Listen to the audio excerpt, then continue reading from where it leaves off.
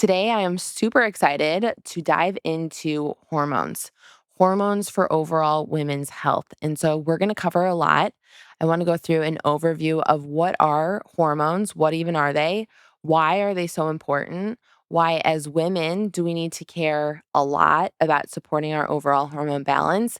And then I'm going to break down the three most effective places that I would start with supporting your overall hormone balance and can sometimes be blind spots when working with clients of ours, as far as common blind spots that we see when it comes to nutrition and lifestyle changes that can really move the needle for supporting hormones.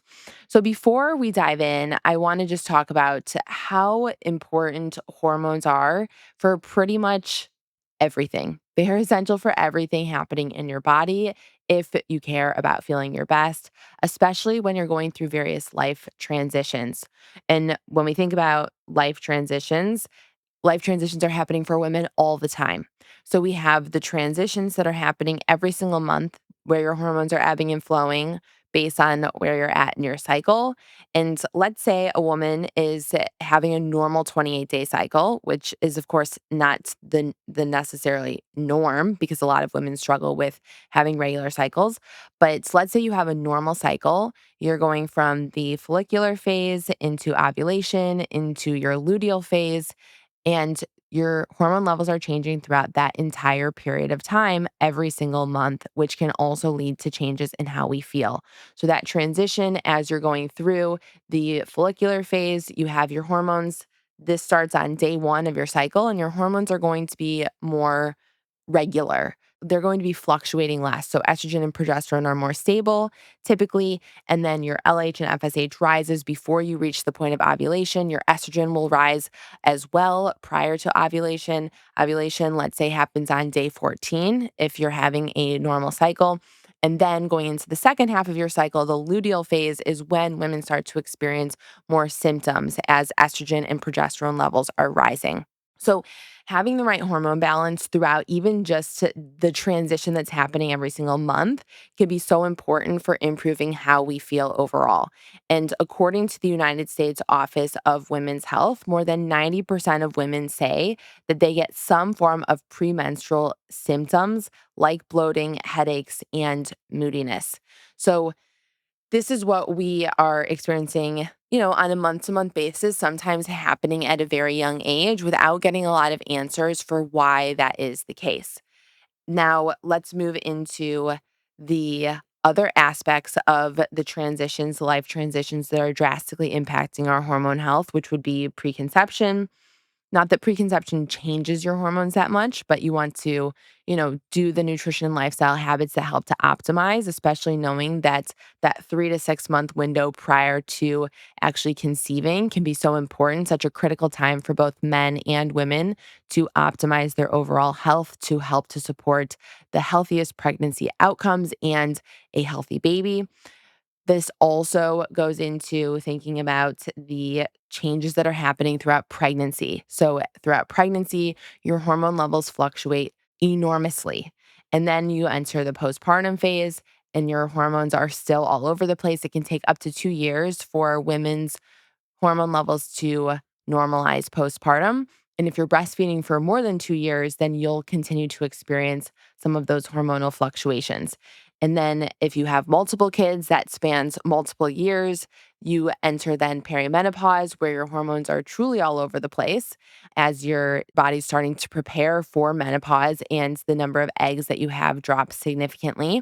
And then women will eventually, after, approximately 8 years or so, enter menopause. So if we frame this as a normal woman's experience, we could estimate that maybe they're experiencing symptoms related to hormonal imbalances in their cycle every month from the ages of 20 to 30, and then start to prepare for pregnancy, get pregnant, let's say at 32 for easy numbers. You're pregnant at 32, and then you have a baby at 33, and then you have the 2 years that you're breastfeeding and then recovering postpartum that takes you to 35. You may get pregnant again and have a baby at, let's say, 36. And then you have 2 years that you're going through again the breastfeeding and the hormonal roller coaster that comes postpartum. Let's say that takes you to 37. And then oftentimes, let's say you only have two kids, and then you start entering perimenopause around the age of 40, where your hormones are starting to shift a lot. You're experiencing more mood swings, you're experiencing more brain fog, fatigue. You're not sure if it's because had two babies a few years ago, or if it's because you're in perimenopause, or if it's because of other things that are happening. And then you're in perimenopause, let's say for 10 years, you hit menopause at the age of 50. And then as you're hitting menopause, if you're not on hormone replacement therapy, then your risk of chronic disease starts to really go up. This is essentially a normal woman's experience and highlights how much our hormonal fluctuations really impact so many years of our overall lives. Now, I want to highlight the fact that there is a huge movement happening with a lot of practitioners emphasizing the importance of hormone replacement therapy, which is such an important way to help to mitigate some of the symptoms that women experience. So, this can happen, even postpartum, but there's a lot of emphasis around the use of hormone replacement therapy for perimenopause and menopause, which I think is so exciting and something that functional medicine has been teaching for a very long time. I remember even going through I did an advanced practitioner board certification training through the Institute for Functional Medicine. And most of the other people that were in the program with me were physicians. And the first several days of the training was all about hormones. It was the hormone module. And I remember thinking to myself, as a dietitian, this was 10 years ago, this was 2014. As a dietitian, I don't really need to know that much about hormones because I'm not prescribing them. And I could not have been more wrong about that assumption so long ago because our hormones impact so much and our nutrition and lifestyle impact so much of our hormone health. But at the time, they were educating around the importance of hormone replacement therapy, talking about how there are so many myths around the risks of hormones because of the Women's Health Study from 2002 and the way that hormone replacement therapy can drastically improve a woman's quality of life. And so now we're seeing more and more OBGYNs and other nurse practitioners taking a stand on how important hormone replacement therapy is and how much there is not an increased risk of cardiovascular disease and cancer when it's started at an appropriate age. And of course, depending on the person and working with your doctor in order to do that. So, this is a huge moment of really bringing to surface the importance of hormones and how much they can improve our overall function and quality of life. But I also don't want to make it seem like that is the solution for everyone because nutrition and lifestyle play such an enormous role also. And so, if you are a woman that's going into your doctor's office, you have your hormone testing, you're seeing a hormone specialist, and you're so excited to be able to see the hormone specialist, and they're like, oh, everything looks normal, nothing for us to do here. But you're like, well, I don't feel normal. Like, I don't think it's normal for me to have this level of exhaustion and the anxiety and the insomnia and the out of control cravings and the number of different symptoms that I'm experiencing. Like, even if my labs are normal, something is off. We hear this from a lot of women often that are going into their doctor. So the first thing is that it's important to have a doctor that you can work with that will help make sure that you're on the appropriate level of hormone replacement therapy. That's not the easiest to find. And I wish that I had great resources for being able to understand that. But I would suggest maybe even looking into, of course, an OBGYN could be great if they are well trained in hormone replacement therapy. Unfortunately, a lot don't get proper training in hormone replacement therapy, which is crazy, which could also be where, a functional medicine doctor or a naturopath or something along those lines could be beneficial. If you're experiencing something like that, though, I also want to highlight how much the women that we work with who are experiencing the same thing that come to us and are able to really dial in on the nutrition and lifestyle factors that move the needle the most and identify their blind spots, some of their root causes, and the nutrition, supplements, and lifestyle that can drastically help to improve functionality. You don't want to miss out on that step. Okay, because that is the full picture as far as improving our overall health. And I believe so strongly that we need to stop normalizing hormone imbalances and accepting doctors normalizing them in these different appointments because it is not normal that 25% of women have difficulty getting pregnant or carrying a child to term. It is not normal to have debilitating pain and bloating and cramping for half of the month every single month. It is not normal to go many years through perimenopause feeling like you are incredibly anxious, that you're exhausted, that you're not able to hold a thought together. And it is not normal to then go through menopause and feel like everything is falling apart with your blood sugar levels rising, your cholesterol levels rising, your osteoporosis or osteopenia diagnosis happening. None of these things are normal, and we don't want to accept them as normal. And there are many things that can be done in order to offset this. Of course, balancing hormones plays an enormous role. The other thing that I want to just address is that when you think about how the body is one complex interconnected organism, it is not just about hormones. So there are so many different aspects. If you have underlying chronic inflammation, that will fuel more hormone imbalances that will lead to similar symptoms as hormone imbalance. If you have prediabetes or imbalanced blood sugar, that also will fuel more of these hormone imbalances. So 50% of the population has imbalanced blood sugar levels. That's either type 2 diabetes, prediabetes, or gestational diabetes. And it also includes type 1 diabetes, which is the autoimmune version, which is a much smaller percentage of the population. But overall, 50% of the population has abnormal blood sugar levels, and a lot of people don't know it. And so, even having abnormal blood sugar levels can exacerbate the issue. So, taking hormone replacement therapy can, of course, to some degree, improve insulin sensitivity, but it's not going to fix the blood sugar problems. And so I just want to highlight the fact that we want to think super comprehensively about identifying the true issue that helps to then improve your overall hormone balance instead of thinking that hormones are the reason for everything that's happening without digging deeper. Okay, so let's get into the science of hormones. Hormone pyramid is where I want to start. So, hormones, these are our chemical messengers, and they are circulated throughout your entire body to help to regulate your key functions, and they allow you to adapt and to respond to changes in your environment. But they don't act alone. So they are highly interconnected and they form what I call the hormone pyramid, which is where each of these hormones connect and impact one another. So at the base of your hormone pyramid, you have two hormones. One is a metabolic hormone, insulin, and the other is a stress hormone, cortisol. And then in the middle layer, you have your thyroid hormones. These are T3 and T4 as your two primary thyroid hormones. And then at the top are your sex hormones, your progesterone, estrogen, and testosterone levels. So the base of the pyramid is your cortisol and insulin. And then you have your thyroid hormones, and then you have your sex hormones that are at the very top. Everyone wants to start with correcting the sex hormones up here without thinking about the base of their pyramid and being able to optimize the foundation of the hormone pyramid. Optimizing the base of the hormone pyramid is definitely where I recommend starting. You can't balance your estrogen and progesterone without first addressing cortisol and insulin. Now, of course, taking hormone replacement therapy can help with improving some of these overall things. But if you have drastically imbalanced cortisol levels and you're not addressing those, then you're doing it in the opposite order.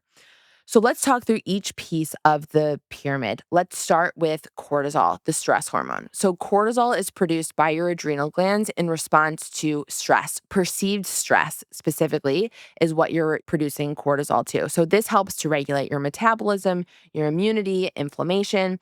I think cortisol has gotten a bad rap overall, where everyone's trying to just completely flatline their cortisol levels, and that is not necessary. So, cortisol is very important for our overall functionality.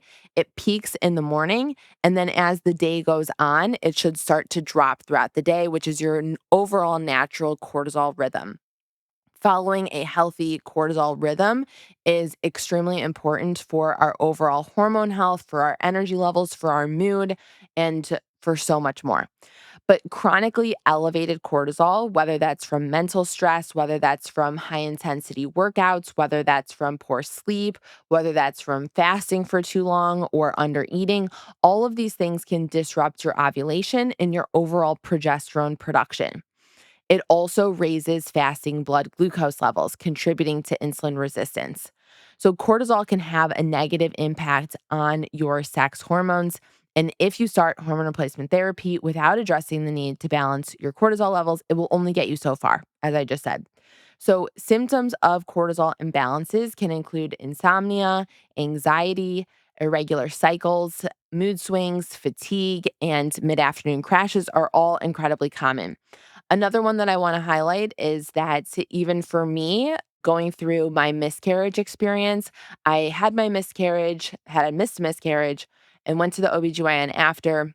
I actually should highlight, I took my notepad out after the appointment and like literally outlines the entire conversation because I was just bawling because of how absolutely horrendous she treated me, especially after just experiencing a miscarriage. So I asked, can we test my hormones? And she said, no need. You'll just go back to trying once you have your cycle again. And I started to address, like, well, I think that there could be other issues because of some of these symptoms that I have at certain times of the month or these.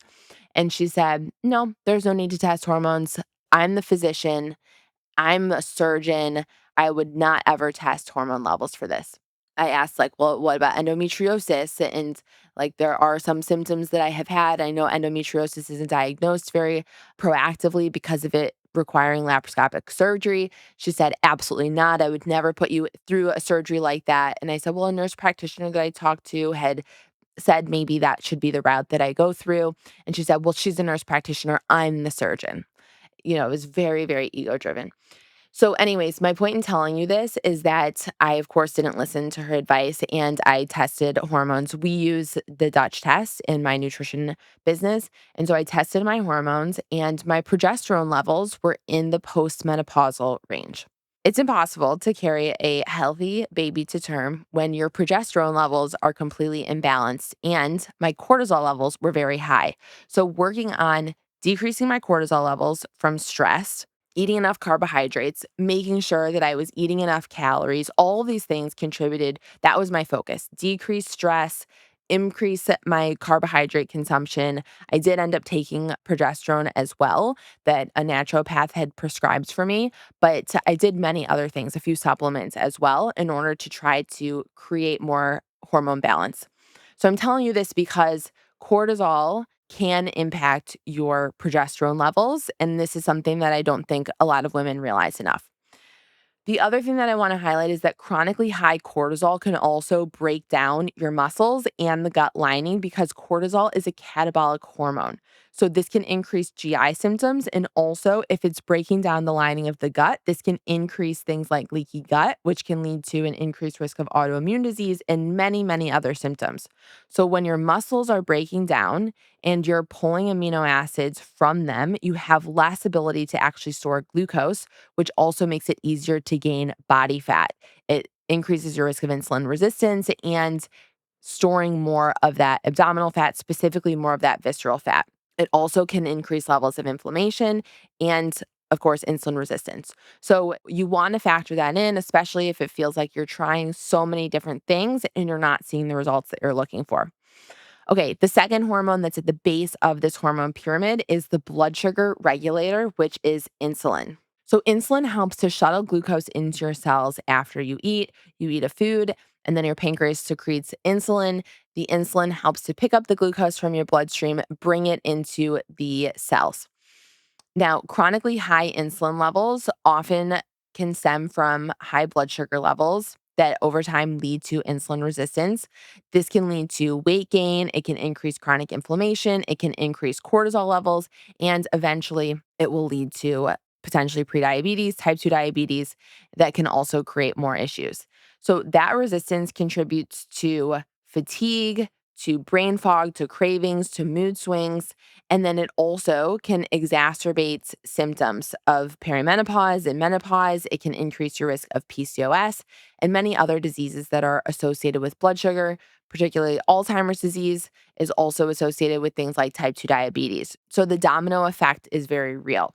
When you have insulin resistance, it causes your ovaries to produce too much testosterone, which can then impair ovulation and it can drive menstrual irregularities. So, dysregulated blood sugar can not only drive the ovaries to produce too much testosterone, but it can also cause imbalances in your estrogen and progesterone. We know that PCOS is the leading cause of infertility. Up to 70% of people with PCOS have insulin resistance. And so, even if you don't have PCOS, you could still have insulin resistance that can lead to some of these hormonal fluctuations. Insulin resistance also drives chronic inflammation, which can exacerbate any hormone imbalance. When you have a lot of chronic inflammation, which most Americans do, this can lead to more hormone imbalances and can increase the adverse symptoms. It like magnifies the adverse symptoms in every single metabolic health condition. So, improving glucose control can help to improve the regularity of a monthly cycle. It can help to support fertility, and it can also help to offset those perimenopause and menopause related symptoms, in addition to the increased risk of chronic disease that women are at through that menopause transition. You need stable blood sugar in order to protect both cortisol and the sex hormone balance. So that's the base of the pyramid: cortisol and insulin. The second middle base, the middle tier of your hormone pyramid, is your thyroid hormones. And these are your metabolic regulators. Your thyroid controls many different things: your metabolic rate, your energy, your temperature regulation, your hair, your skin quality, so much that your thyroid does for us. And TSH is produced from the pituitary gland that signals to the thyroid to produce T4, which is then converted into active T3. But this conversion can be impaired by a number of things. The conversion from T4 into that active T3, which can include stress, chronic inflammation, nutrient deficiencies are also incredibly common here. Blood sugar imbalances are also a factor. And then when you experience low thyroid function, this can lead to slowing down your metabolism, making your fatigue absolutely horrible, impairing your sex hormone production. Your thyroid is directly involved in this entire equation. And unfortunately, most women go to their doctor and they get a TSH tested, which is produced by the pituitary gland. It is not an active measurement of your thyroid hormones. So most doctors won't look deeper than TSH unless you're presenting with symptoms that make them feel like you could potentially have thyroid issues. Now, thyroid issues can be not just in terms of the production of your T4 and that active T3, but it can also be with your thyroid antibodies. So, increases in your thyroid antibodies that are associated with thyroid autoimmune diseases like Hashimoto's. There's other thyroid autoimmune diseases like Graves' disease, but Hashimoto's is incredibly common and affects a lot of women, and unfortunately takes a long time to be diagnosed because of the fact that most doctors are only testing for TSH unless they feel that it's warranted to test an entire thyroid panel. So an entire thyroid panel is absolutely something that I would recommend and advocating for with your doctor or the practitioner that you're working with. We test a full thyroid panel in the women that go through our programs because of how much we really need that additional information. And our thyroid health not only impacts our weight and the other things that I talked about, but it also can take a huge hit during pregnancy. So, thyroid health is incredibly important for overall pregnancy outcomes. And also, the thyroid is under more stress during pregnancy. So, we can see large fluctuations in thyroid health in the years after a woman has given birth to their baby, which may also warrant a discussion around what does your thyroid look like if you're not feeling like yourself and you're having a lot of issues postpartum. Okay, let's get into your sex hormones. So we have your three sex hormones: estrogen, progesterone, and testosterone. Estrogen regulates so many things in your body. It is so incredibly important. We have estrogen regulating your cycle, supporting your bone health, your heart health, your brain health, your mood, your skin, and so much more.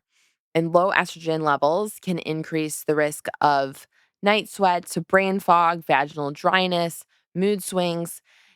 It can impact a lot of things in addition to increasing your risk of many chronic diseases. And then high estrogen levels or estrogen dominance, which can sometimes just be the overdrive of particularly harmful types of estrogen that are circulating, can lead to things like bloating, heavy periods, breast tenderness are some of the common symptoms that we see there. Now, most women will experience low levels of estrogen as they're going into menopause, which can really impair overall health. So, Dr. Marty McCary highlighted the fact that when a woman starts estrogen or estrogen plus progesterone, that doing that within 10 years of the onset of menopause, that there's a 25 to 50% reduction in fatal heart disease and heart disease, which is comparable or greater than the effect of a statin. So it also reduces risk of Alzheimer's disease and so much more. So as more of these practitioners are really advocating for the importance of hormone replacement therapy, it's highlighting how important estrogen is for our body. And then, of course, the importance of that even prior to perimenopause. Then we have progesterone, which you can think of as a calming hormone that also helps to promote sleep. It drops first in perimenopause, which can increase anxiety and PMS. Women also, even prior to going through perimenopause, will often experience drops in progesterone. As I said, I experienced low levels of progesterone even going into trying to have a healthy pregnancy. And so I know that it is controversial to test hormones. Some OBGYNs will not recommend testing hormones. We have found it to be incredibly helpful, especially in running Dutch tests that are run at a specific time of a woman's cycle in order to support their overall health and better understand what's going on underneath the surface. So, progesterone changes can lead to sleep issues, brain fog, mood swings, fluid retention, anxiety, heavy menstrual bleeding, low libido, difficulty with conception and maintaining a healthy pregnancy, and many more. I'm just highlighting a few of the key ones. And then we have testosterone, which is the third sex hormone, and that helps to support libido, bone density, and muscle mass. Your testosterone is an androgen hormone, which is usually associated with males, but it's actually critical, completely critical for both women and men. Testosterone is produced in smaller quantities for women, but testosterone can be incredibly beneficial. Even women who go on testosterone therapies can experience drastic improvements in their brain health and many other factors of their overall health. So, high testosterone levels can be associated with irregular periods, acne, especially on the jawline and the chin and the back, facial hair, and increased muscle mass. And then low testosterone levels will be associated with kind of the opposite. So, things like fatigue, low libido, mood swings, a decrease in bone density, memory loss, and muscle weakness overall. When it comes to hormones, you cannot skip the basics. So, it is so important for women in order to function at our best and decrease our risk of chronic disease to have great hormone balance, which of course will ebb and flow always throughout these different life transitions. But we have to focus on nailing the basics instead of jumping to the sexy interventions that are touted by Instagram influencers or fitness professionals or whoever it is that you follow. So I just can't emphasize enough in working with thousands of women how important it is to focus on these basics that support overall hormone health in such a significant way. And so when we talk about those basics, the key basics to start with are your nutrition, stress, sleep reduction, and movement. Those are the key four to start with: nutrition, stress reduction, sleep, and movement. The other thing that I would say is that when we talk about nailing the basics and we say, like, focus on these four things, it sounds so much easier than it actually is, but it can take years of consistency in building these habits that support your overall health. A second layer beyond the nutrition, sleep, stress reduction, and movement for me would be relationships, environmental toxin exposure, and nutrient deficiencies.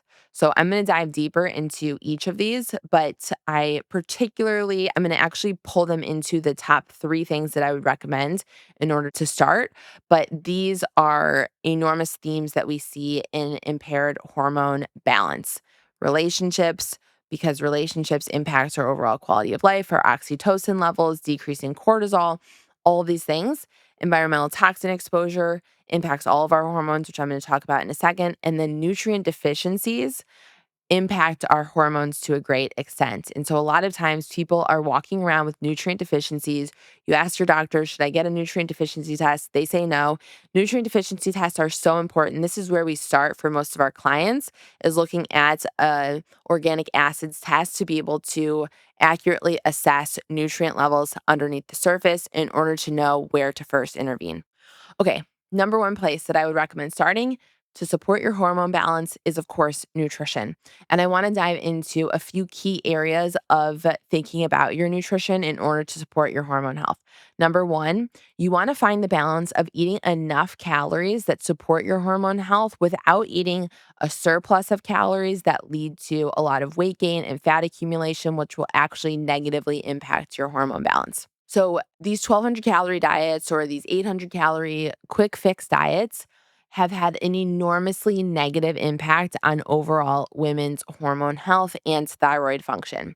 So, you want to be able to eat in a way that supports your metabolism, and finding that middle ground is such an important place to start. Number two, eating blood sugar balanced meals. So, we talked about the fact that insulin is one of those key hormones at the base of your pyramid, and it impacts so much of the downstream effect on your thyroid, on your sex hormones, and even on your cortisol levels. So, eating blood sugar balanced meals where you're getting enough protein and fats and healthy forms of fiber is so critical for supporting your overall hormone balance. Number three, limiting ultra processed foods that play an enormously negative role in our overall hormone health, sticking to mostly whole foods that come from nature. In addition to, of course, incorporating some processed foods, a processed food by definition could be things like a can of organic cannellini beans or a thing of organic yogurt or a container or carton of bone broth. All of these foods are processed to some extent. So I'm talking about ultra processed foods that have a lot of ingredients that don't feel like they are natural forms of whole foods. When it comes to your hormone health, I also want you to be thinking about nutrient repletion. For the last 10 years, I have had an initial intake form that women fill out prior to working with myself or my team of registered dietitians. And the most common answer that we see when we ask women, when was the last time that you felt good? The most common answer that we see is before having my kids. And there's many reasons for this, but a lot of it stems from the need to really take serious the role of nutrient repletion in order to support our overall hormone balance. Nutrients are prioritized for developing the fetus and then to fuel the baby when you're breastfeeding, which leads to lower nutrient levels and nutrient reserves for moms. I have tested thousands and thousands of women's nutrient levels, and it is very rare to have a test that shows zero nutrient deficiencies. So I want to highlight the importance of nutrient repletion. This, of course, involves taking a high quality prenatal supplement. I always recommend Wenatal, which I'm a medical advisor for. I helped with the formulation for both the prenatal for women and the prenatal for men. I'm also an investor in the company, but I believe so strongly that having a high quality prenatal throughout the postpartum experience is such an important way to help with nutrient repletion and help to mitigate some of those symptoms that can happen going into perimenopause. The more that you're taking seriously that time in between your postpartum and perimenopause, the better setup you're going to be for the upcoming decades of your life. So this includes nutrient repletion from a high quality supplement, and of course, a prenatal alone is not going to do everything for you. You'll need probably other supplements that are going to be more personal, but I also think we cannot negate the importance of eating a diverse diet that gives us these micronutrients, our B vitamins, our magnesium, our choline, so many of these nutrients that we can get from foods, the foods that we're eating, high quality, organic, pasture raised eggs. Thinking about lentils, thinking about even dark chocolate, chicken, and other animal proteins that have high bioavailability of B vitamins that are easier to absorb. And so being able to balance your diet as far as getting a lot of these nutrient dense foods to replete our nutrients to support our overall hormone health is so essential. Number two is stress. Stress is so incredibly common, and you could feel like you are hitting everything from a nutrition standpoint, you're getting your activity in. But from a stress standpoint, this is where a lot of women struggle. And I believe that it is a huge contributor to overall hormone imbalances. So there's two layers that I want to break down as far as stress is related. One is avoiding overstressing your body, and the second is decreasing the stress that you're exposed to in your day-to-day life. So you want to avoid overstressing your body from things like not eating enough calories, not eating enough carbohydrates, not too much that you're gaining weight or that you are having large blood sugar fluctuations, but finding the right balance. And I want to also disclose that I am not a dietitian that overly recommends calorie counting. I am not a big fan of it. I'm a big fan of calorie awareness and mindfulness, but I don't count calories. And it is not very common for me to recommend that to clients. So it sounds a little confusing. And this is something that we break down deeper in a lot of our programs is finding the right balance for you that helps to support your metabolism without taking a hit on your hormones, where you're eating enough carbohydrates without taking a huge hit on your blood sugar levels. And then limiting stimulants would be the next recommendation as far as avoiding that overstress on your body. And when I say limit stimulants, I'm talking about the three key ones: alcohol, caffeine, and sugar. Does that mean never drink caffeine? No, I'm not recommending that. I mean, for some people, that may be very helpful, but I think that it's more important to find the proper balance for you to feel like you're able to live your life and enjoy it without it negatively impacting your overall health. And this will look different for every single person. So avoid drinking too much alcohol. This is a hugely important part of overall hormone balance. We're quick to want to do the magnesium drinks at night and the fancy supplements, but limiting alcohol consumption will take you much farther than doing most of those interventions. Not that I'm not a fan of those interventions, but decreasing alcohol intake should definitely come first when it comes to improving overall hormone health and not stressing out your body so much, decreasing caffeine and not over relying on it, and decreasing your overall sugar consumption because that is a stimulus on the body and will impact that hormone pyramid, specifically the base of it when it comes to your insulin levels. And the last key area for supporting overall hormone health is limiting endocrine disruptors. Endocrine disruptors are an enormous disruptor of our overall hormone function that I think is very commonly overlooked. So, just in the last 30 to 40 years alone, approximately 350,000 chemicals have been reported and registered for production throughout the world. Our environmental toxic burden, the things that we're exposed to on a day to day basis, is very high in comparison to what people were exposed to 50 years ago.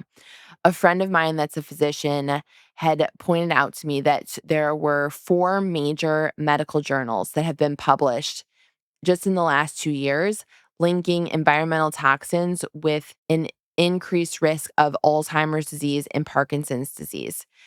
A 2025 paper published connected environmental toxins to increased levels of oxidative stress, systemic inflammation, atherosclerosis risk, and cardiovascular disease. So I want to highlight this because Dr. Nate Bergman, my friend who had highlighted this to me with the medical journals, he said for so long, physicians really thought of toxin exposure as this woo woo thing. And it is scientifically backed. And there will be more and more medical journals that come out showing this. And so these endocrine disruptors, they trigger oxidative stress, which sets off a cascade of inflammation. It can lead to endothelial dysfunction and lipid peroxidation, which is not good for our overall risk of cardiovascular issues, hypertension, atherosclerosis. And we're talking about these chemicals, not even just in the sense of heart disease and Alzheimer's disease, but also in thinking about the way that they completely hijack our hormones. So these endocrine disrupting chemicals, these are substances that can mimic, they can block or interfere with your overall hormone production like estrogen, testosterone, and thyroid hormones, which can then create a level of overstimulation. They can also bind to cell receptors and then block the natural hormone from actually doing its typical job, or they can interfere with the way that these hormones and receptors are made in the body. So, increased risk of cardiovascular disease has been shown, increased risk of cancer, Alzheimer's disease, autoimmune diseases. And that's not to mention the impact that this has on babies and young kids, given that in the research that they see that these compounds are transferred through the umbilical cords and through breast milk. So, our kids are being exposed to these endocrine disrupting chemicals at a much higher rate than ever before. So we want to think about it for our own health, but then also for the health of our children. So the most common sources, there's many, but the most common sources of these endocrine disrupting chemicals that may be showing up in your house or in your environment will be things like BPA and plastic and can linings.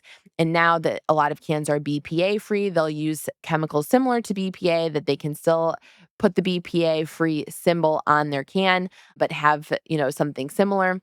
Phthalates in cosmetics, in lotions, in shampoos, parabens in personal care products, pesticides in conventionally grown produce, and then flame retardants in household cleaners. So that's just a short list, but I want to not overwhelm you and talk about how they can disrupt your hormone health and what symptoms can manifest as a result, and then what you can actually do about it. The biggest priority areas when thinking about decreasing your overall exposure. So these endocrine disrupting chemicals, they can mimic estrogen and overstimulate estrogen receptors. They can block your hormone receptor sites so your own hormones can't actually do their job. They can disrupt your thyroid function, particularly through some of the chemicals like PBDEs. And they can also interfere with your detoxification pathways in your liver, which is a larger process overall. And some of this there is a genetic component to from a detox standpoint, but overall, the large picture is that it can interfere with detoxification pathways in your liver. What symptoms can manifest as a result of this? There's a whole host of them: fatigue and poor sleep, period problems and heavier bleeding than usual, thyroid issues and sluggish metabolism, weight gain, especially around your midsection, fertility struggles, low libido, skin issues like acne, hives, and rashes, mood swings and anxiety, and early symptoms of perimenopause, early or even more intense symptoms of perimenopause. So, this is another example of the fact that hormone replacement therapy can be absolutely incredible, but we can't skip these other layers. We can't just ignore the role of endocrine disrupting chemicals and what they're doing to our overall health, and specifically our hormone health. So, what you can do about it, the first thing that I would recommend is swapping out all plastic containers for glass or stainless steel. Your water bottles, carrying a water bottle with you everywhere so that you don't need to drink out of plastic water bottles in every possible instance. The second thing that I would recommend is using reverse osmosis water filters. This will help to reduce your exposure to PFASs, to lead, and to chlorine byproducts, in addition to a number of other things that our tap water is filled with. When you think about how much water you drink on a daily basis, this is an enormous exposure that leads to imbalances in our hormones. The third thing is choosing fragrance free or naturally scented personal care products. So, thinking about all of these different places that we get fragrance exposure: candles, detergents, body products, thinking about even like pads or tampons, you want fragrance free always. And thinking about the fact that women are disproportionately exposed to these toxins through daily care products like body sprays, cosmetics, perfumes, face creams, scented lotions. The list goes on and on. And so, one thing that I will say is that when you start to pay attention to this, there's like little aha moments where you're like, oh, we also need to change out our detergent that we're using to wash our clothes. Oh, we also need to wash out our dishwashing detergent. And now that we've swapped out our dishwashing detergent, when I go to other people's houses and I'm just even drinking out of a glass of water, I can taste the traditional dishwashing detergent. It's crazy. So, switching to one that's fragrance free, you literally like it changes the taste of your food, even in like the Tupperwares and things like that. You can taste the detergent in the Tupperware. So, we're getting like micro exposures on an ongoing basis. And I'm not trying to induce a lot of fear, because I do feel that it's important to highlight the fact that your body is designed to handle toxins. It just wasn't designed to adequately process the toxin load that we're exposed to in our modern day living. And so a little support can go a really long way. And you want to focus on making those small swaps and having those small wins that are leading you to decreasing your overall exposure on a long term basis. The last place that I would recommend is buying organic produce whenever possible to help to decrease your pesticide exposure. I use a rule of thumb of anything that has a larger outside cover can probably be less important to buy organic when you think of like bananas and watermelon and things that have an outside peel. But overall, if your budget allows for it and you have access to it, I would recommend trying to eat as organic as possible. Okay, we covered a lot today. I hope that this was an incredibly valuable episode of going through why hormones are so important, the hormone pyramid, and how you can think about these specific hormones, some of the ways that you can think about advocating for yourself in doctor's appointments, thinking about the ways that you can expand your healthcare team outside of your doctor, and then thinking about these three interventions that can lead to improved outcomes when it comes to your hormone health imbalance. As a new show, I would so appreciate you sharing this episode with a friend or a family member that you think could benefit. And if you're loving the Being Brigid show, if you could leave a rating and review, that also is enormously beneficial. And I would truly appreciate it. It absolutely helps me to support more women with this mission that my team of dietitians and I are on to support women's health using the power and the science of food as medicine and these incredibly important and effective lifestyle interventions. Thank you for being here, and I'll see you next week.